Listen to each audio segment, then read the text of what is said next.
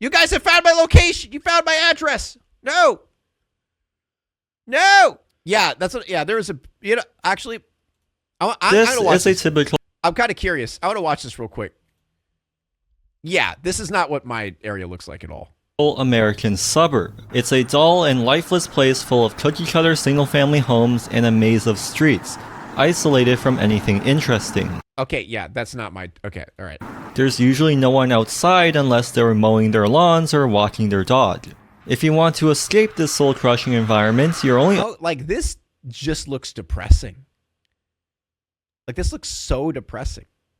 Option is to drive, but even then, you're surrounded by strip malls, big box stores, and corporate chains. There are exceptions, of course, but the majority of North America is built like this. The suburbs are incredibly monotonous and lack a sense of place.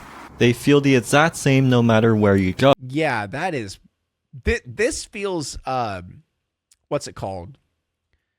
It's like those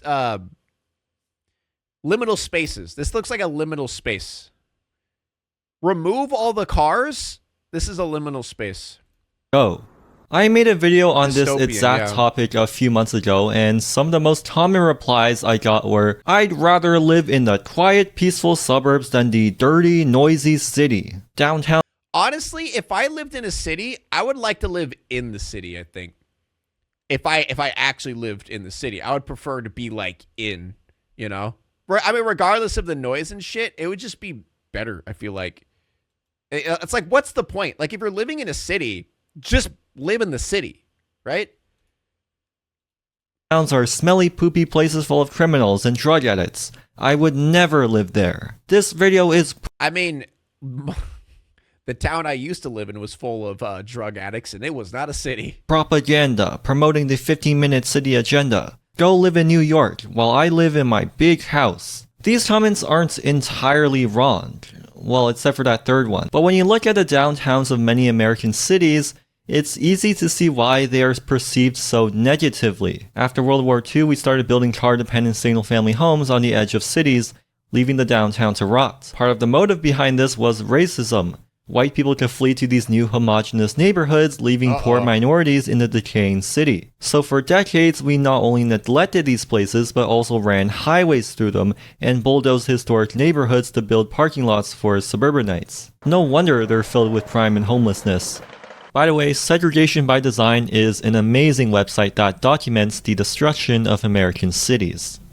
Because majority of our land is zoned for single-family homes, there's so much pressure to build on the few remaining areas that allow higher density, leading to only two types of housing being... You know what I realized whenever I had a vacation to Boston?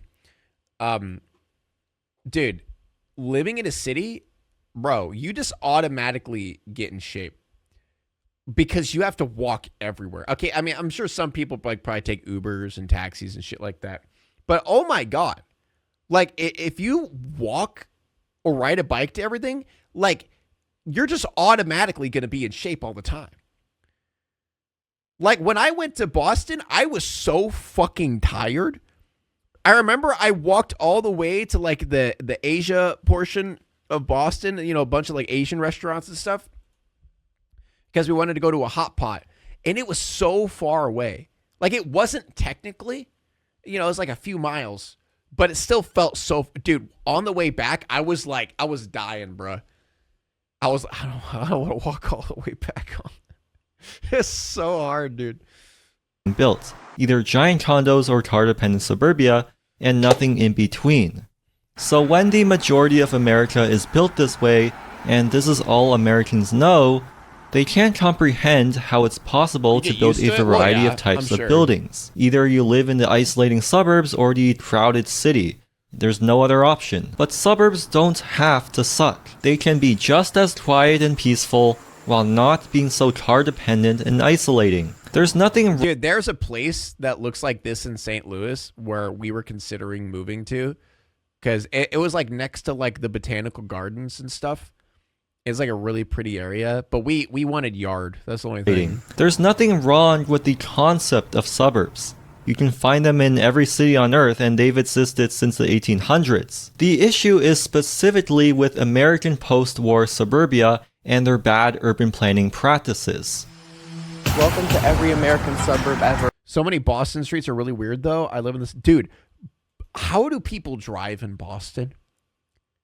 Your streets make absolutely no sense. We almost got in like a head-on collision with our Uber driver, dude. Boston is wild. Like, I've been to New York. New York's like basic. Boston's like, bro, were you high when you were making these roads? Where all the houses look the same and it is incredibly boring. I'm 34, autistic, overweight, disabled. This is a Wait, what was that? What? Where did this come from? What? Did bro pull up the wrong video? Disabled. Wait, I think he actually pulled up. I think that was an editing mistake.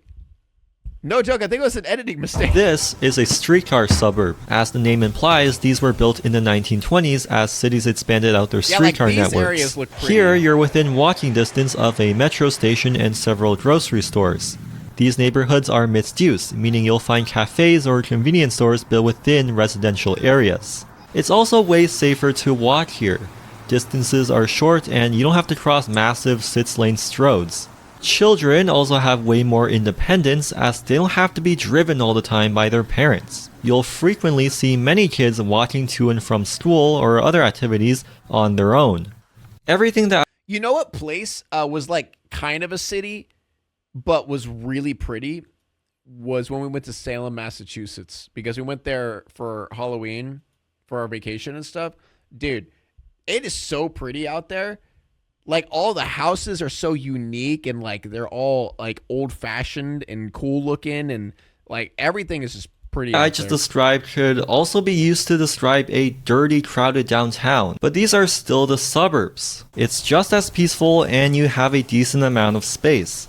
But it's also not soul-crushingly lifeless. Yeah, Salem during Halloween is crazy. But if you guys go during the weekday. When it was the week, because we stayed for like a week. When it was the weekend, oh my god, it was great. Like, it was insanely crowded And isolating like modern Halloween suburbia. Salem, but holy shit, it was Unfortunately, crazy. these kinds of suburbs are completely illegal to build in most of North America. So even if you wanted to live here, you're limited to what we already have. We aren't building any more of them. This is in part due to Euclidean zoning, where residential, commercial, and industrial buildings have to be fully separated from each other. If you ever played SimCity or City Skylines, you're probably familiar with this concept. Euclidean zoning isn't entirely bad. You wouldn't want to live right next to a factory. But the problem is that North America takes this to the extreme, as if there's no value in integrating grocery stores, libraries, bakeries, or cafes within a residential neighborhood. Apart from zoning, there's also minimum parking requirements, minimum lot sizes, building setback requirements, and minimum street widths. All of this means that anything you do requires a car to get to, so your lifestyle primarily consists of driving to work, running errands, and driving back home. And it's not like these are nice places either. The typical commercial block consists of bot stores and strip malls surrounded by seas of asphalt. No one wants to be in these places or spend time. Sorry about the nut smell earlier. Go out and smell a blooming tree, and you'll know. I kicked a mushroom that sat under a blooming tree one day, and dude, it made the nut smell 10 times worse. The old blooming tree mushroom kick, huh? Classic. That's like nature's way of pranking you. First, it's all floral and fresh, then bam, you're in the middle of a nutty apocalypse. Nature, man, always keeping us on our toes.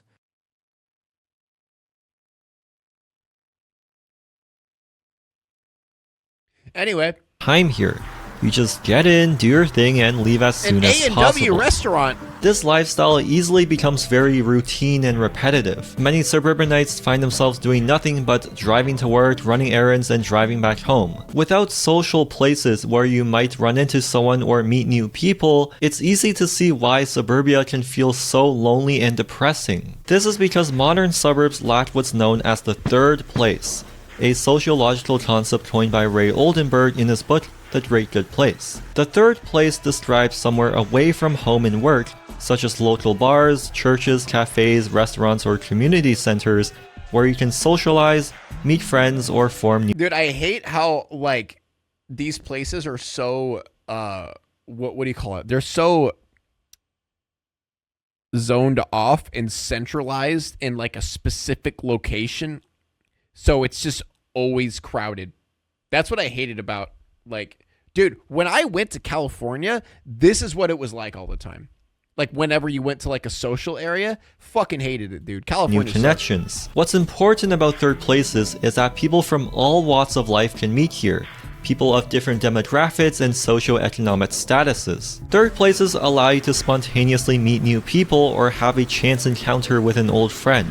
They let you form lots of weak ties or acquaintances, which can land you a job or other opportunities you wouldn't otherwise have. Being familiar with your local neighbors also strengthens community introvert, trust. I don't socialize, An I have American social anxiety, Community same. Life survey found that 81% of Americans with third places trust their neighbors, compared to just 68% who don't have third places. However, due to our zoning laws, these suburbs prohibit any third places from being built, but suburbanites will try to recreate them anyways. You might invite friends over to Backyard your parties, backyard or baby! join a private social club, but these lack Get the the spontaneity brewskis! of a Pull true out the third grill! place. You're very unlikely to spontaneously bump into someone new or have chance encounters with people.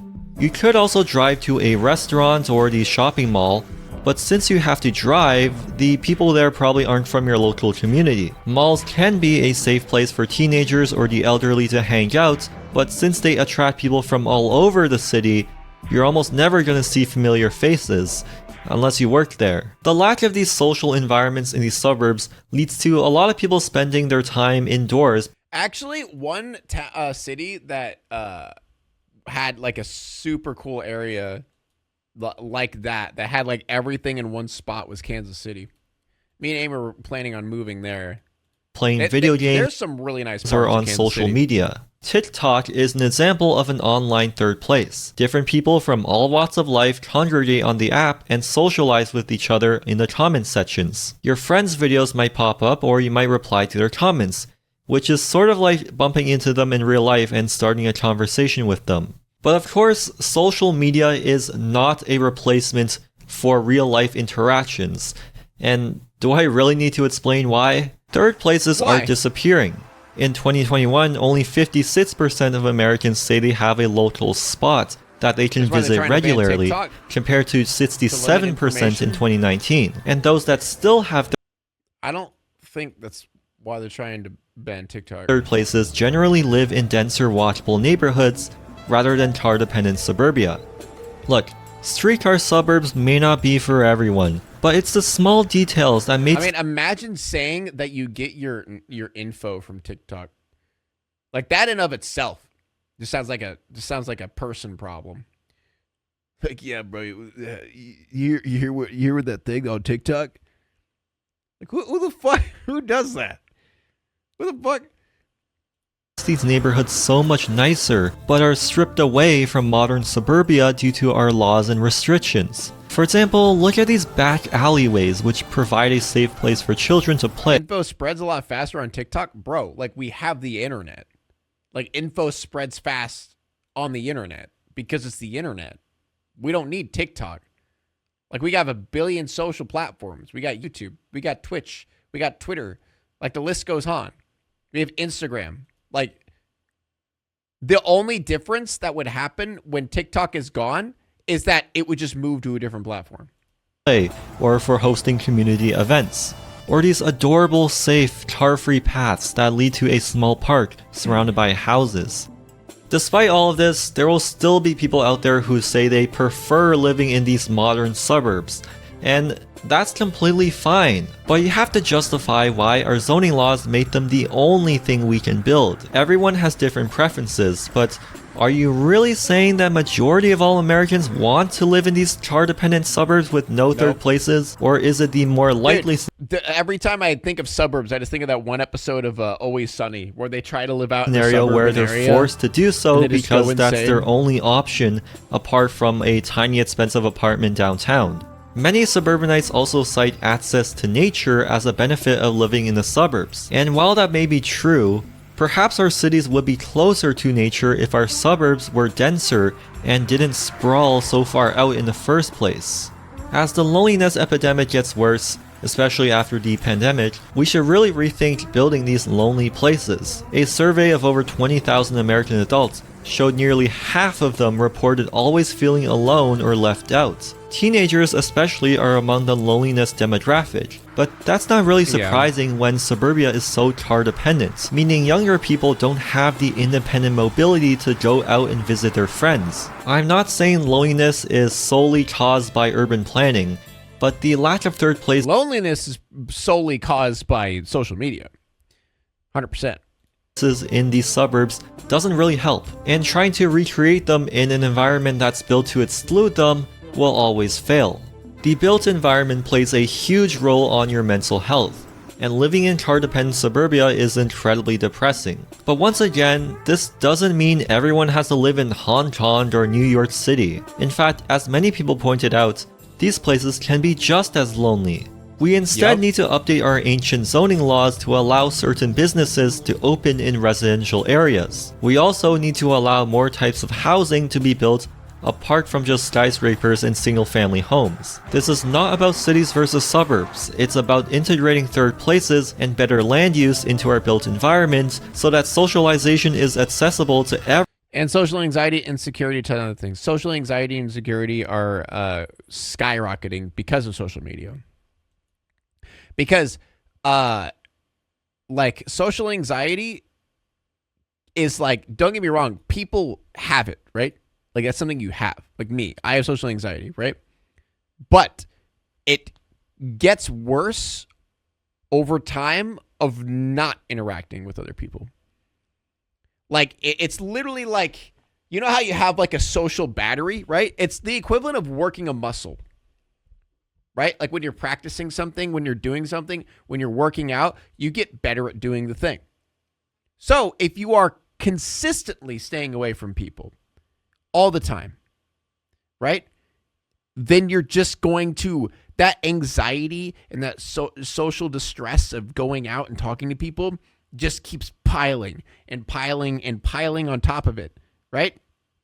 But if you're in a situation where you have social anxiety, but occasionally you go out here and there, and then that anxiety is still there, but it's just not as strong. And maybe your social battery becomes larger and you could handle more social settings because it's like a practice thing. It's like a muscle you have to work out whenever you have anxiety, right?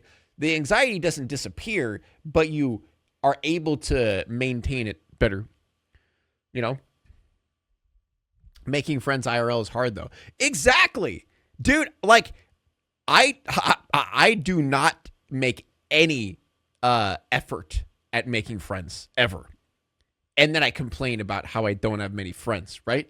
Like, it sucks because, you know, I guess it's a little bit different because I am a YouTuber. So, like, everything, since I have anxiety, I'm always like, you know, if I try to go make a friend, they find out what I do, then it's like, oh, in the back of my mind, I'm thinking, oh, they only want to hang out with me now because of what I do, not because of, like, who I am, right? Which is why I'm really happy that I found my wife before I ever started doing YouTube. Because, dude, relationships, when you already have, like, an audience, it's got to be hard. Like, I'm so glad I don't have to deal with that shit. Because that's got to be hard. But, yeah, it's tough. Shit's tough. Even just talking to the cashier kid up. Dude, I literally have trouble calling. Actually, hell, I have trouble texting. Like, the past 2 days, my wife has been telling me to text the dude who mows our lawn. She told me to text him just to ask to do our leaves. And I haven't. Because I don't want to. Now it's time to walk away. I hope you enjoyed your stay. Did you laugh or cry or maybe subscribed? I'll thank you either way. You know I will miss you. I hope you return. Tell your friend or your mother to get me more views, please.